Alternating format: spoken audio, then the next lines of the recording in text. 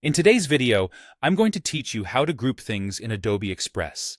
Grouping is a simple but powerful way to keep your designs organized. It lets you move, resize, and align several elements as if they were one, so your layout stays consistent and your workflow speeds up. Start by opening your design in Adobe Express.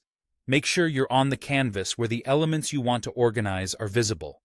Objects can be anything: text boxes, shapes, icons, images, or design elements you've added. If you're working with a busy layout, it can help to zoom in a bit so you can clearly see what you're selecting. Next, select multiple objects you want to group.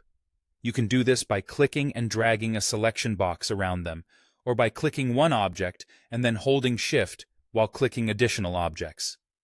Take a moment to confirm you've got the right items. A visible bounding box or highlighted edges will indicate what's selected. If the group option appears grayed out later, that usually means you don't have at least two objects selected, so double-check that you've selected more than one element before continuing.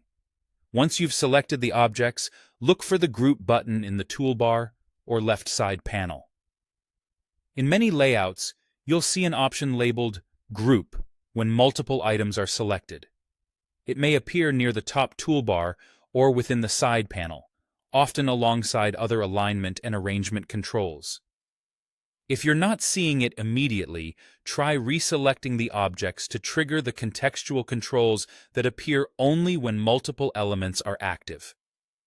Tap Group. The selected elements are now grouped together and will behave like a single unit on your canvas. You'll notice one bounding box around the entire set, and when you drag or rotate, everything moves together while keeping the spacing intact. This is especially helpful for logos, button sets, or any design cluster that you want to reuse across pages or resize consistently. You can still edit the contents of the group. Just select the group and make your adjustments, such as scaling or positioning. If you need to fine-tune the placement of an object inside the group, click once to select the group and then click again to isolate that item, making careful edits without disturbing the overall structure. That's all you need to group things in Adobe Express. With your elements neatly grouped, your designs will stay cleaner, your edits will be faster, and your final layouts will look more consistent and professional.